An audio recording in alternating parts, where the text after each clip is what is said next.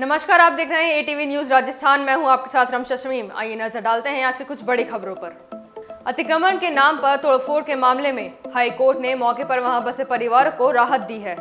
High court ने जयपुर में Mansarovar metro station से सांगानेर फ्लाईओवर के बीच न्यू सांगानेर रोड क्षेत्र स्थित याचिकाकर्ताओं के निर्माण को तोड़ने पर रोक लगा दी। साथ ही इस मामले में जयपुर विकास प्राधिकरण के उप आयुक्त को एक नए सिरे से नोटिस जारी करने का आदेश दिया। अब इस मामले पर 5 जुलाई को सुनवाई होगी। न्यायाधीश अशोक कुमार जैन की अवकाशकालीन पीठ ने बुधवार को ये सीताराम शर्मा व अन्य की 10 याचिकाओं पर यह आदेश दिया। कोर्ट ने कहा कि याचिकाकर्ताओं का निर्माण अतिक्रमण है या नहीं, इसका परीक्षण नहीं हुआ। इसके अलावा जेडीए याचिकाकर्ताओं के संबंध में कोर्ट में रिकॉर्ड भी पेश नहीं कर पाया। हाईकोर्ट की खंडपीठ ने सीधे तौर पर याचिकाकर्ताओं का निर्माण तोड़ने का आदेश नहीं दिया, केवल अतिक्रमण चिन्हित कर उन्हें हटाने का कहा। दक्षिण कोरिया के ताइवान जाने वाली फ्लाइट के E-189 उड़ान भरने के कुछ देर बाद अचानक इमरजेंसी लैंडिंग करानी पड़ी। इसके बाद फ्लाइट के क्रू मेंबर्स ने यात्रियों को ऑक्सीजन मास्क लगाने को कहा। रिपोर्ट के मुताबिक फ्लाइट ने शनिवार को स्थानीय समय अनुसार शाम 5:45 पर दक्षिण कोरिया के इंचियोन इंटरनेशनल एयरपोर्ट से उड़ान भरी थी।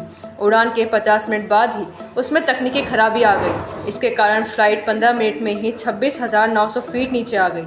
उस समय ये दक्षिण कोरिया के जेजू आइलैंड के ऊपर थी।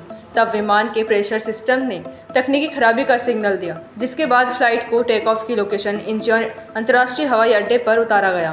राजस्थान में सरकार बदलने के बाद नई सरकार ने पूर्ववर्ती गहलोत सरकार के कई फैसलों को बदल दिया है। कई योजनाएं बंद कर दी गई हैं और कई के काम भी रोक दिए गए हैं। ऐसे मामलों को लेकर अब कांग्रेस नेता सदन में सरकार को घेरने की तैयारी कर रहे हैं।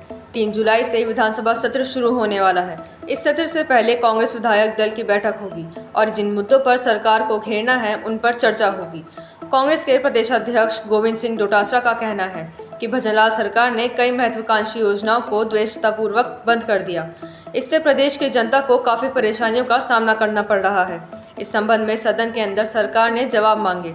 पीसीसी चीफ गोविंद सिंह डोटासरा का कहना है कि चिरंजीवी योजना के तहत प्रदेश के सभी लोगों को 25 लाख रुपए का निःशुल्क इलाज मिल रहा था, लेकिन भाजपा ने सत्ता में आते ही कांग्रेस की आरोग्य योजना लागू कर दी।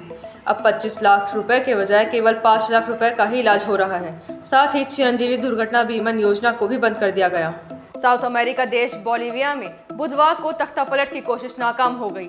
बोलिविया के सैनिकों ने राजधानी लापाज में मौजूद राष्ट्रपति पैलेस पर हमला बोल दिया। इसके बाद आर्मी के टॉप जनरल होजे ज़ूनिगा ने सेना के कुछ सदस्यों के साथ मिलकर राष्ट्रपति पैलेस में सैन्य वाहन लेकर घुसने की कोशिश की। हालांकि 3 घंटे के अंदर ही उन्हें गिरफ्तार भी कर लिया गया। बोलिविया के टेलीविज़न पर इसका लाइव टेलीकास्ट किया गया। वीडियो के मुताबिक बुधवार को बोलिविया की सिक्योरिटी फोर्स ने शहर के मुख्य चौराहों पर घेरा कर लिया।